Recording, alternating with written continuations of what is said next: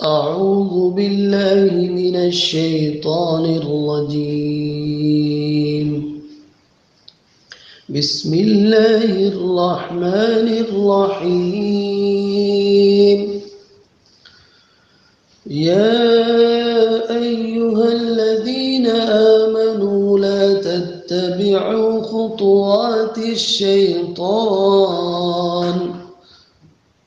ومن يتبع خطوات الشيطان فإنه يأمر بالفحشاء والمنكر، ولولا فضل الله عليكم ورحمته ما زكى منكم من أحد أبدا، ولكن الله يزكي من يشاء، والله سميع عليم. ولا يأتل أولو الفضل منكم والسعة أن يؤتوا أولي القربى والمساكين والمهاجرين في سبيل الله، وليعفوا وليصفحوا، ألا تحبون أن يغفر الله لكم؟ والله غفور رحيم. إن الذين يرمون المحصنات الغافلات المؤمنات لعنوا في الدنيا والآخرة، ولهم عذاب عظيم. يوم تشهد عليهم ألسنتهم وأيديهم وأرجلهم بما كانوا يعملون. يومئذ يوفيهم الله دينهم الحق ويعلمون أن الله هو الحق المبين. الخبيثات للخبيثين والخبيثون للخبيثات، والطيبات للطيبين والطيبون للطيبات،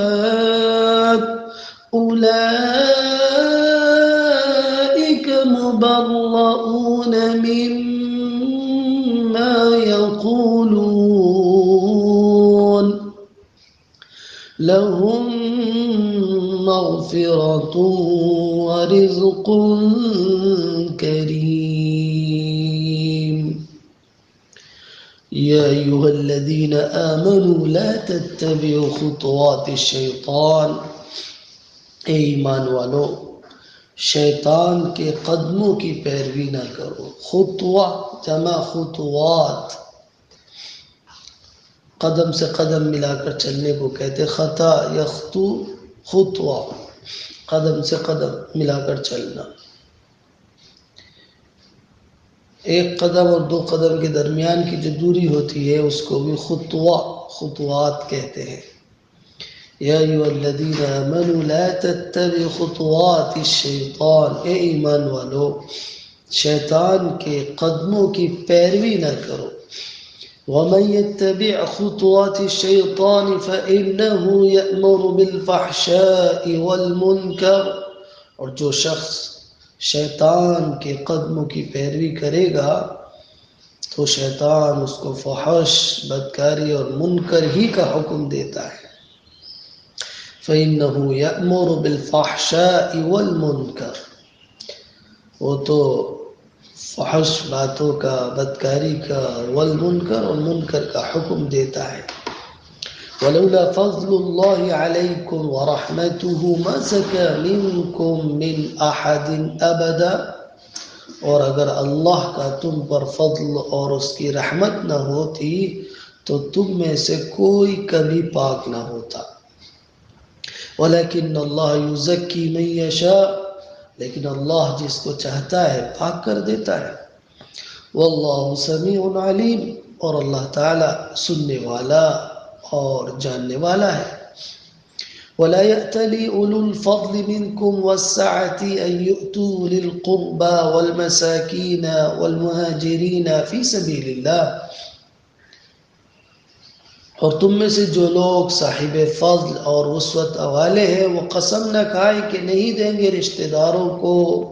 مسکینوں کو، اور اللہ کے راستے میں ہجرت کرنے والوں کو۔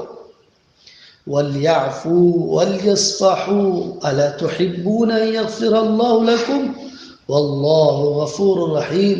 بلکہ ان لوگوں کو چاہیے کہ معاف کر دیں اور درگزر سے کام لیں۔ کیا تم پسند نہیں کرتے ہو کہ اللہ تمہیں معاف کر دے؟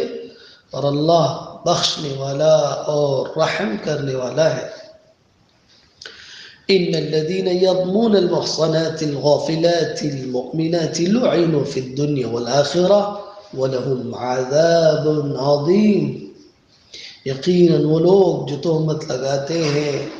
پاک دامن بھولی بھالی ایمان والیوں پر، ان پر لعنت ہے دنیا اور آخرت میں، ان کے لیے عذاب عظیم ہے، بڑا عذاب ہے۔ یوم تشہد علیہم السنتہم وایدیہم وارجلہم بما کانوا یعملون، اس دن جس دن ان کے خلاف گواہی دیں گے ان کے اعضاء میں سے سب کچھ ان کے خلاف گواہی دیں گے،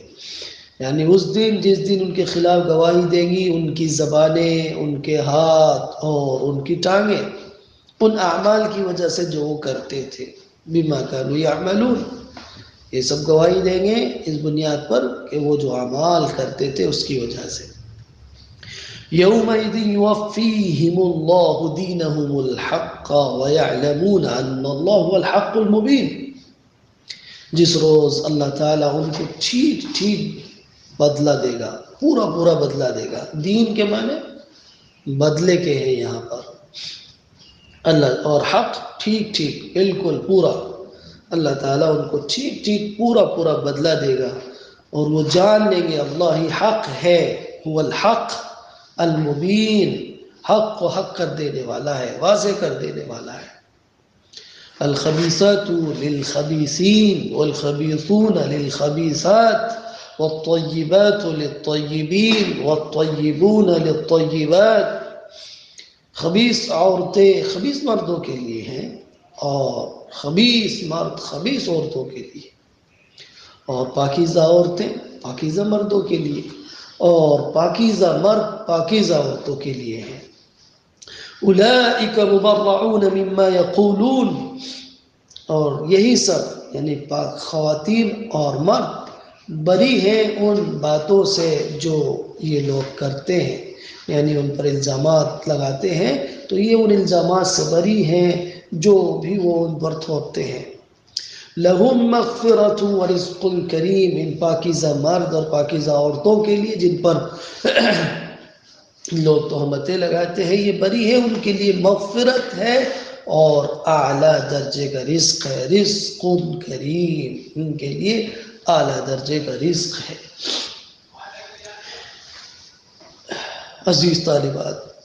آپ جانتی ہیں کہ اس سورت کا مرکزی مضمون اخلاق و کردار کو بلند کرنا ہے، عزت و عفت کی، عصمت کی حفاظت ہے۔ خاص طور سے بنیادی نقطہ اس سورت کا یہ ہے کہ اخلاق بلند ہو، اخلاق اچھے ہو، کردار کیریکٹر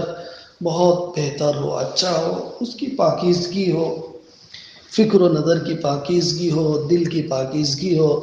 اور وہ پاکیزگی جبھی عطا ہوگی جب ہم شیطان کو چھوڑ کر شیطان کے نقش قدم کی پیروی نہ کریں۔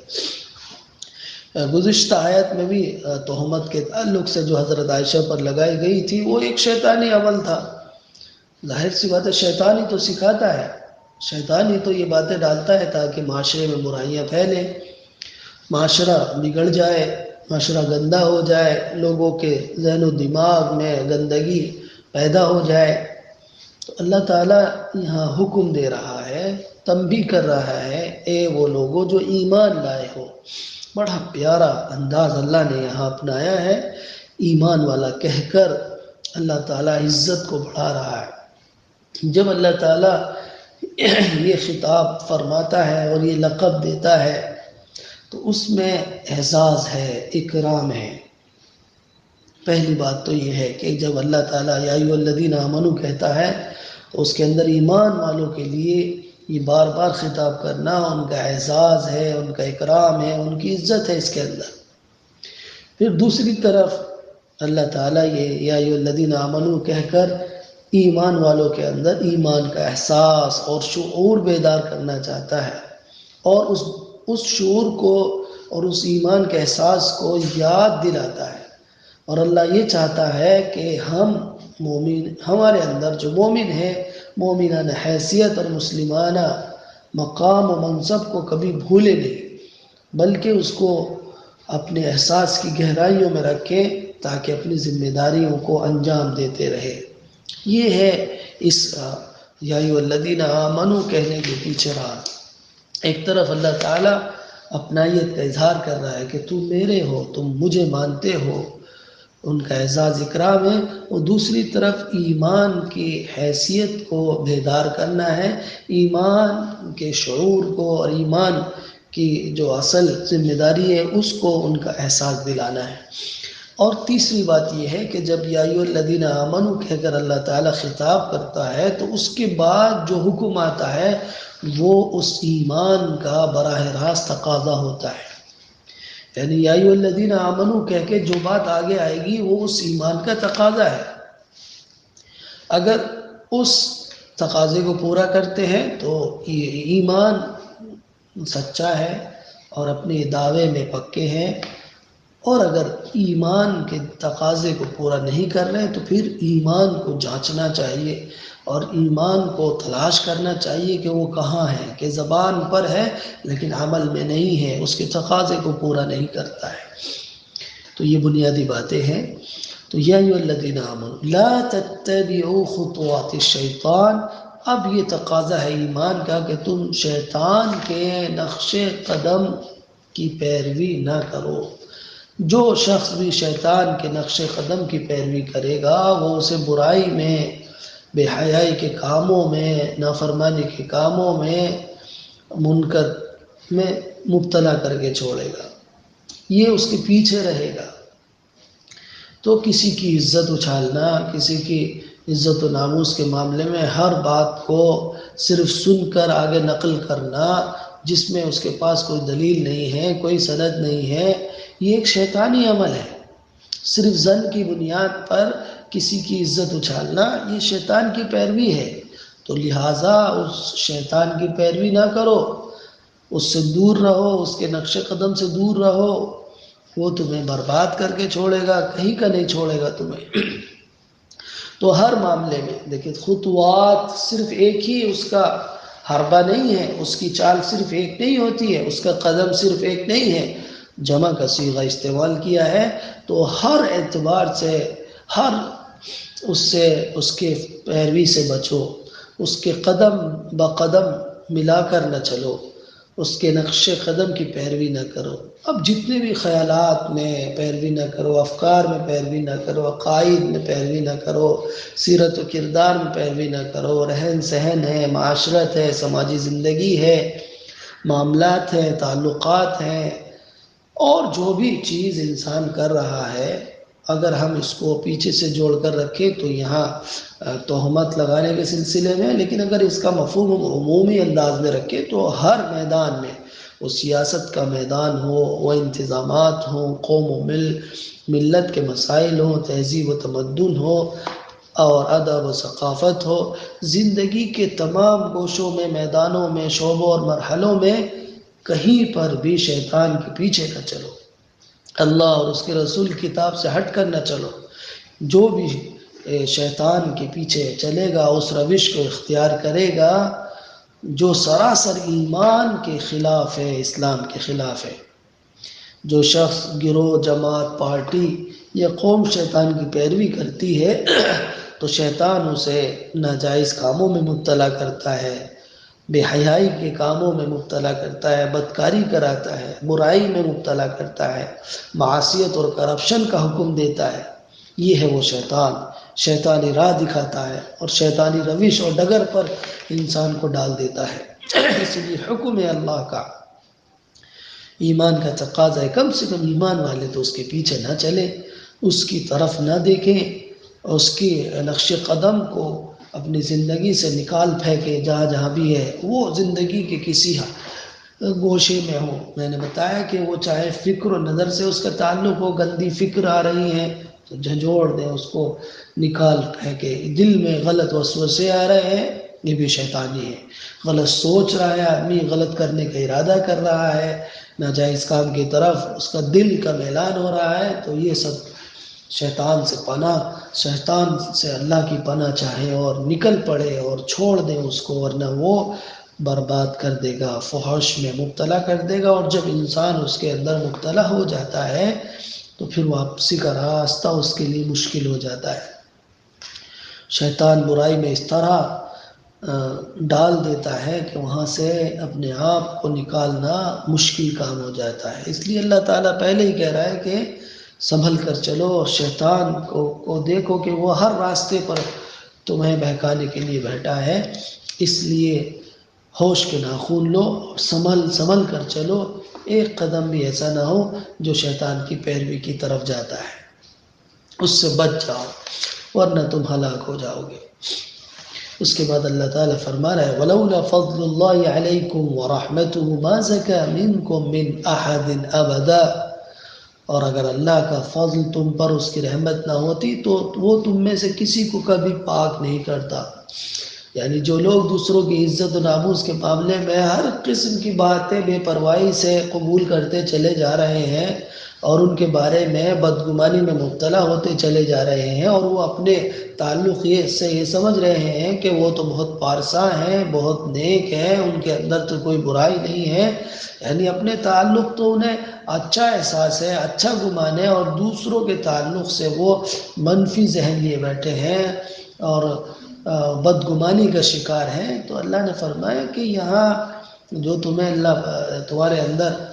پاکیزگی رکھتا ہے، تمہیں برائی سے بچاتا ہے، وہ صرف اللہ کی ذات ہے، وہی ہے جو تمہیں بچانے والا ہے، اس لیے اس کی طرف لو لگاؤ، اس کی طرف رجوع کرو،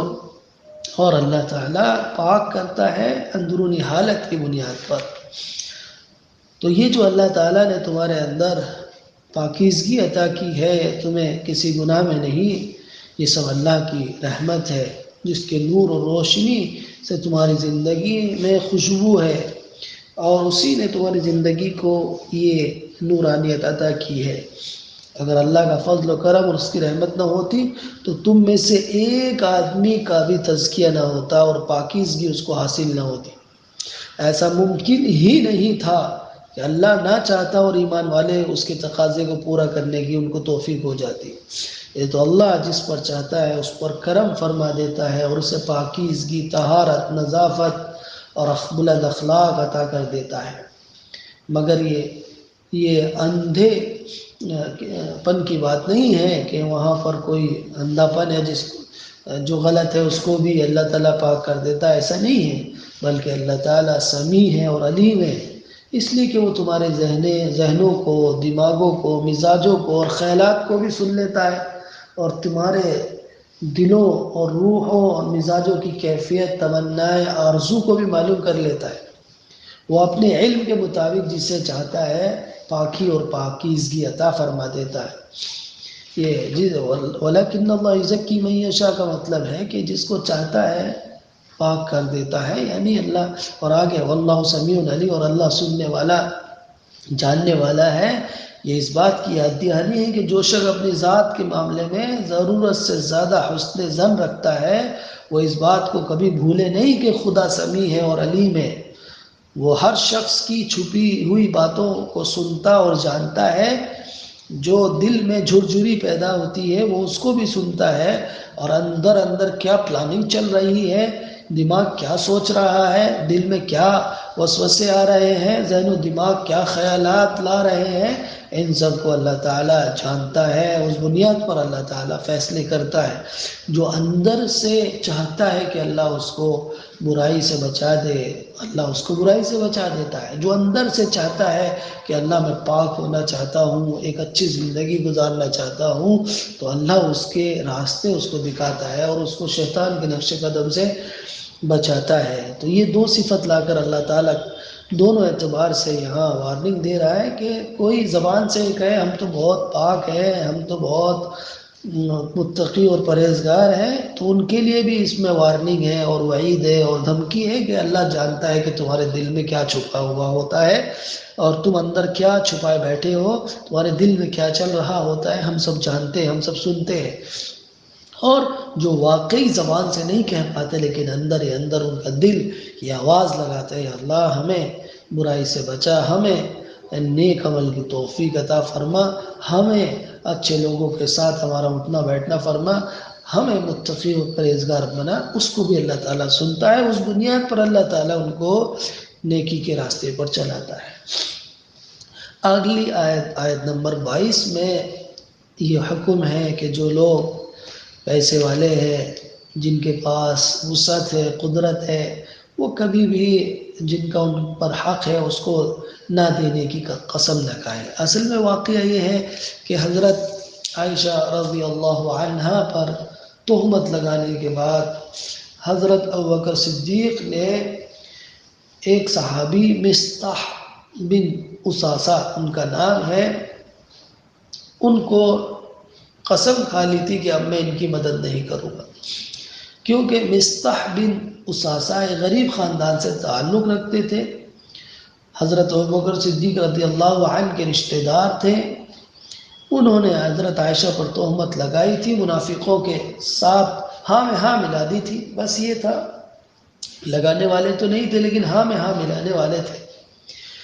تو ان کی اس حرکت پر حضرت ابوبکر صدیق بہت نالا ہوئے، ناراض ہوئے، اور انہوں نے قسم کھا لی کہ وہ مصطح کی مالی مدد اور امداد نہیں کریں گے، اس لیے کہ وہ بہت غریب تھے، نادار تھے، مفلس تھے۔ حضرت ابوبکر ان کی کفالت کرتے، ان کی سرپرستی کرتے تھے۔ اب وہ قسم کھا لیے کہ انہوں نے میری بیٹی پر یہ الزام لگایا تو آئندہ میں ان کو نہیں دوں گا۔ ظاہر سی بات ہے، باپ ہے، اپنی بیٹی کے تعلق سے دل برداشتہ تو ہونا ہے، تکلیف تو ہونی ہے۔ انسان بہت ساری پریشانیاں، مصیبتیں اپنے اوپر برداشت کر لیتا ہے، ان کو پی جاتا ہے، لیکن بیٹی کے تعلق سے اس کا کلیجہ پھٹ جاتا ہے۔ جب اس کی بچی پریشان ہوتی ہے تو وہ پریشان ہوتا ہے، اس کی بچی خوش رہتی ہے تو وہ خوش ہو جاتا ہے۔ باپ کی جان اٹکی ہوئی ہوتی ہے اپنی بچی کے اندر، اگر اس کی بچی خوشحال ہے تو وہ باپ بھی خوش رہتا ہے، اور اگر بچی کو کوئی تکلیف پہنچتی ہے، کوئی غم پہنچتا ہے، کوئی پریشانی ہوتی ہے تو باپ کی راتوں کی نیندیں اڑ جاتی ہے، اس کا سکون ختم ہو جاتا ہے، اس کی ہر حالت، ہر وقت وہ بے چین رہتا ہے۔ تو حضرت عائشہ چونکہ بہت پریشان تھی، بہت زیادہ غمزدہ تھی، بے حد اپنے آپ کو ایک غم میں مبتلا کر رکھا تھا، اور 1 مہینے تک ان کی کیفیت رہی، 1 مہینے تک یہ واقعہ چلا ہے جو یہاں ابھی آپ نے پڑھا ہے تو میں واقعی یہ 1 مہینے تک یہ سلسلہ رہا۔ تو سوچ کر دیکھیے، ایک پاک باز عورت، ایک نبی کی بیوی اور حضرت ابوبکر صدیق کی بیٹی، اور ایسی نیک امانت دار، ایسی پاکیزہ عورت کے اوپر ایسا الزام لگایا گیا، تو حضرت عائشہ اندر ہی اندر گھٹتی تھی، اندر ہی اندر روتی تھی، اتنی روئی ہے۔ حضرت عائشہ خود بیان کرتی ہیں کہ میری آنکھوں کے آنسو خشک ہو گئے تھے، اور میں اللہ سے یہی دعا کرتی تھی کہ اللہ تو جانتا ہے کہ میں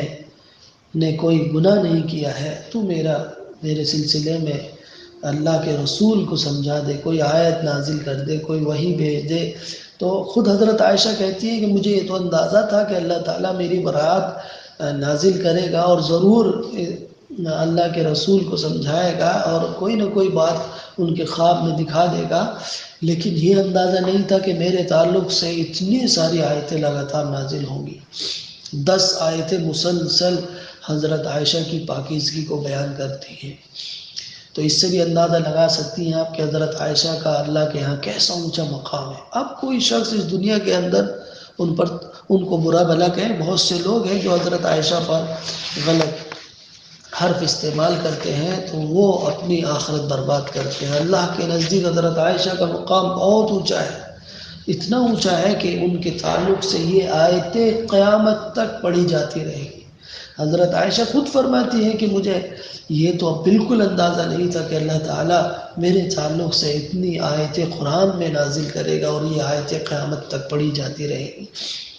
تو وہ بہت بے چین 1 مہینے تک رہی تھی، تو ظاہر سی بات ہے والد کو یہ سب دیکھ کر تکلیف ہوتی تھی، غم میں مبتلا رہتے تھے، وہ بہت زیادہ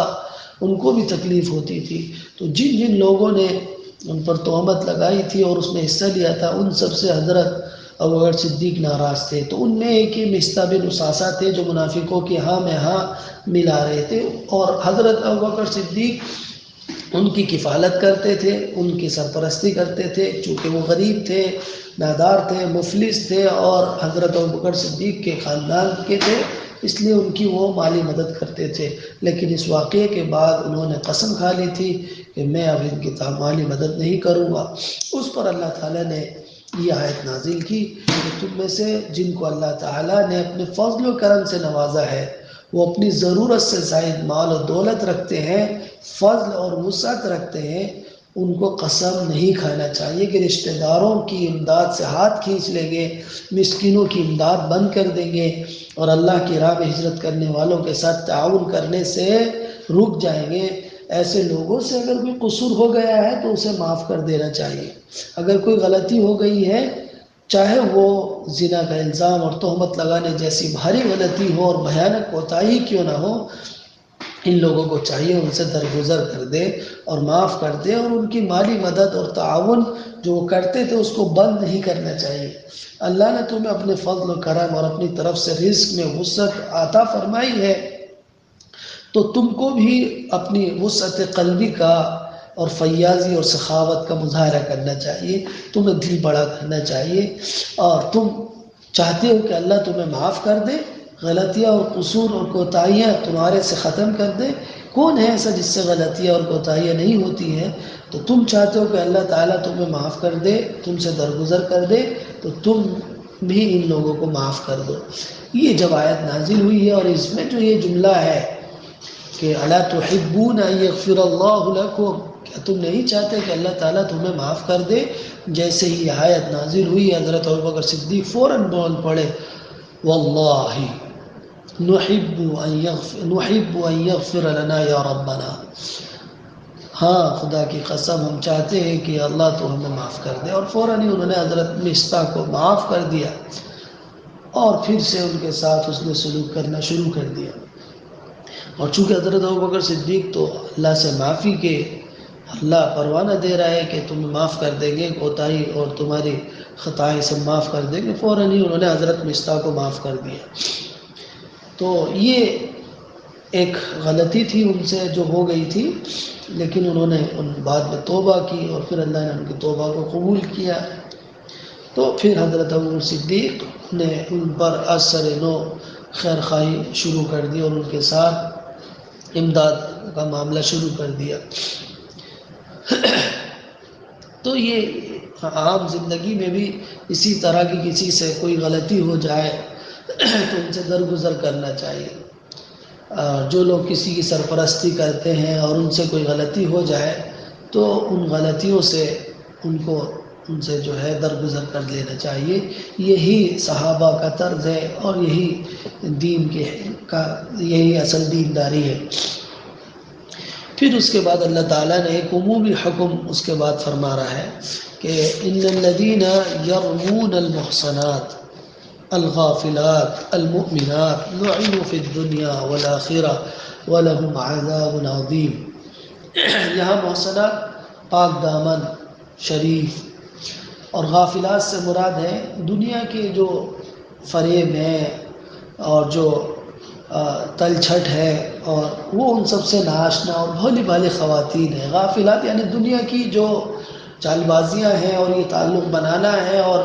مرد سے آشنائی ہے وہ ان کو نہیں جانتے، ان کو پتہ بھی نہیں کہ یہ کیا ہوتا ہے۔ ایسی عورتوں پر کوئی تہمت لگائے، پاک دامن ہے، بھولی بھالی ہے اور ایمان والی ہے، ان پر کوئی تہمت لگائے تو اللہ فرما رہا ہے کہ دنیا اور آخرت دونوں میں لعنت ہے۔ یہ ایک عمومی انداز میں ہے کہ جو لوگ یہاں تہمت لگائیں ایسی پاک دامن اور نیک عورتوں پر، تو اللہ کی طرف سے ان پر لعنت ہے، پھٹکار کے مستحق ہے دنیا اور آخرت میں، یہ سخت عذاب اور بھیانک عذاب میں مبتلا ہوں گے۔ دنیا میں لعنت اور ملامت اور پھٹکار کے علاوہ ان پر حد قذف بھی نافذ ہوگی، اور آخرت میں دوزخ کا عذاب کا مزہ چکیں گے یہ لوگ کہ انہوں نے ایسی پاک دامن عورتوں کو تکلیف پہنچائی ہے۔ ظاہر ذات ایک عورت جو باہر کی زندگی سے نا واقف ہے، اسے پتہ نہیں ہے کس طرح سے نظریں لڑائی جاتی ہیں، کس طرح مردوں سے تعلق بنائے جاتے ہیں، اور کوئی اچانک سے آ کر ان پر ایک دم تہمت لگا دے، وہ اپنے گھر میں بیٹھی ہے کہ گویا ان کا گلا کاٹ دیا انہوں نے، کس قدر ان کو تکلیف ہوگی۔ تو اس تکلیف جو ان کو پہنچائی ہے پاک دامن عورتوں کو، جو انہوں نے اپنے ہدف اور اپنے الزام کا نشانہ بنایا ہے، اللہ تعالیٰ نے اس لیے فرمایا کہ لعنوا، ان سب پر دنیا اور آخرت میں لعنت ہے، اور وَلَهُمْ عَذَابٌ عَظِيمٌ، اور سخت عذاب ہے، بڑا عذاب ہے، آخرت میں بھی بڑا عذاب ملے گا انہیں، یہ بچ نہیں پائیں گے وہاں پر۔ جس دن ان کے خلاف ان کی زبانیں بولیں گی کہ انہوں نے غلط کہا، ان کے پیر، ان کے ہاتھ ان کے خلاف گواہی دیں گے، ان کے کرتوتوں کی گواہی دیں گے کہ جو کچھ یہ کر رہے تھے۔ یومئذ یوفیہم اللہ دینہم الحق ویعلمون ان اللہ الحق المبین، اس دن اللہ تعالیٰ انصاف کرے گا اور ہر ایک کو اس کے کارناموں کا ٹھیک حق کے ساتھ پورا بدلہ دے گا، اور اسی طرح ہر ایک کو اس کی کرتوت کی ٹھیک اور پوری سزا دے گا اللہ تعالیٰ۔ اس روز ان کو معلوم ہو جائے گا کہ اللہ ہی حق ہے، اس کا وجود حق ہے، اس کی صفات حق ہے، اس کے حقوق حق ہے، اس کے اختیار حق ہے، یہ سب ان کو معلوم ہو جائے گا کہ وہ تنہا ہے، وہی سب کچھ کرنے والا ہے، وہی فرما روا ہے۔ یہ حق ہے کہ وہ ہر چیز کو جزا اور سزا دینے والا ہے، اور وہ صرف حق ہی نہیں بلکہ حق کو حق کر دینے والا، اسے واضح اور روشن کرنے والا بھی ہے۔ یہ اس وقت جان لیں گے اور ان کو پتہ چل جائے گا کہ کتنا گھنونا عمل کر کے انہوں نے کتنی بڑی غلطی کی ہے۔ تو یہ دونوں اعتبار سے دنیا بھی گئی ان کی اور آخرت بھی گئی کہ کسی پاک دامن عورت پر تہمت لگاتے ہیں۔ ایسی عورت جو باہر کی دنیا سے ناواقف، ناآشنا ہے، ان کو نہیں معلوم، تو ان سب چیزوں سے ان کو تکلیف ہوتی ہے، تو اللہ تعالیٰ ان کے خلاف اب کارروائی ہے کہ دنیا اور آخرت میں کی لعنت ہے، ان کے دردناک عذاب ہے، اور ان کے خلاف ان کی زبانیں خود گواہی دیں گی کہ انہوں نے یہ برے کام کیے ہیں،